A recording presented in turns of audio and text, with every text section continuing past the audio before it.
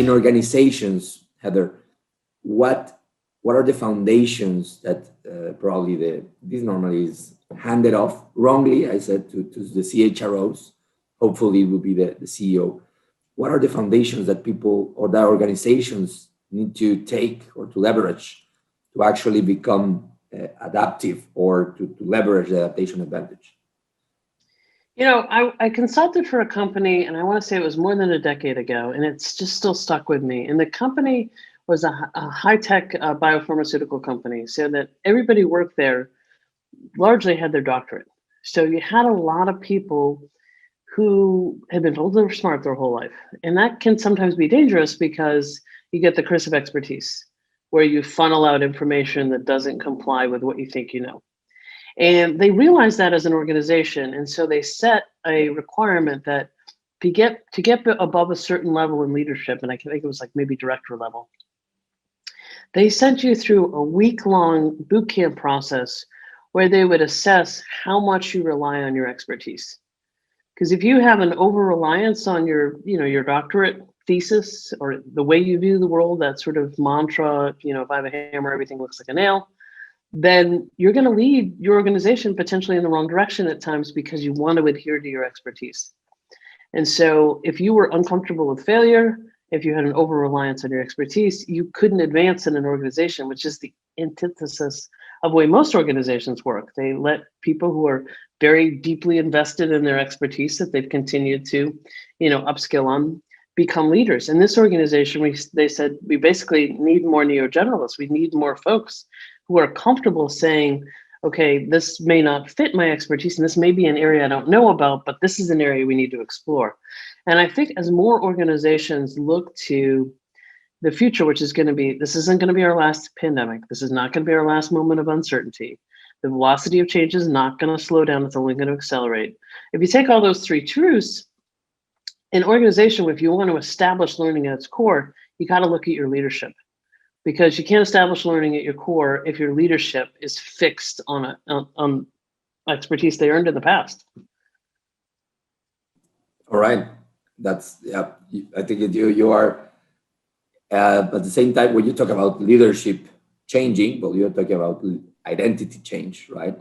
And I was also, I don't want to forget this, even though it wasn't maybe on the outline of the questions I want to ask, but I Sure. would love to double click on the part that you mentioned on self-awareness.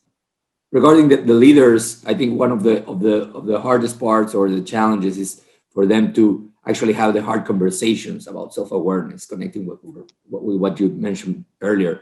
And what would be your take on how to actually know yourself better and what to do after you actually get to know yourself better? Because maybe you will be surprised with some of the findings.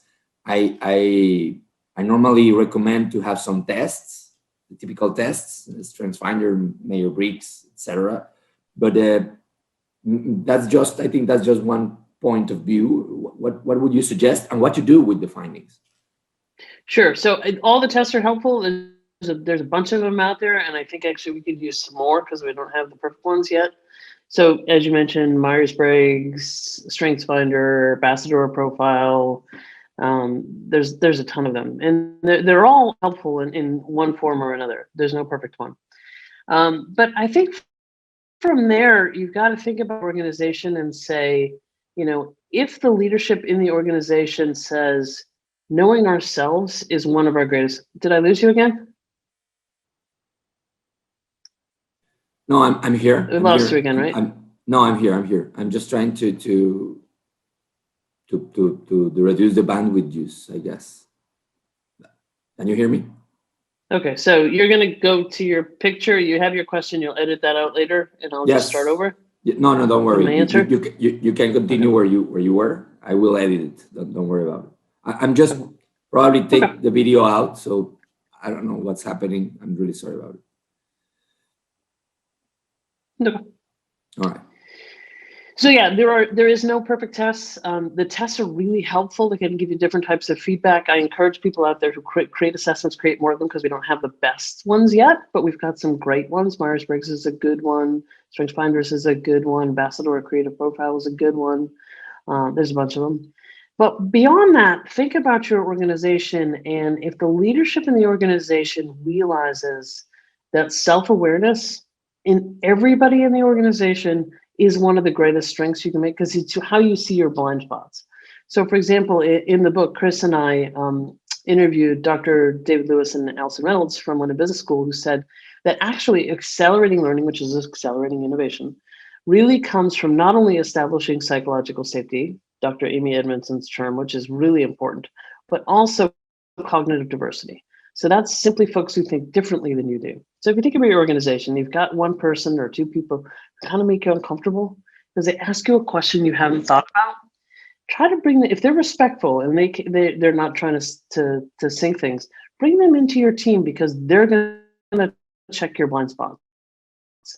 So seeking out people who see the world differently than you do is a way of checking your blind spots, because self-awareness is about knowing your blind spots. That's one of the pieces, knowing your strengths, knowing your weaknesses, knowing when you're clinging to something, particularly if it's no longer relevant, knowing when you need to unlearn, knowing when you need to try something new, knowing when you need to get out of your comfort zone. Those are the real important parts about self-awareness, I think. Love it. Love it. Thank you. And yeah. Almost all the time things go back to leadership being convinced of something, and they have to try it first to sell it later, I think.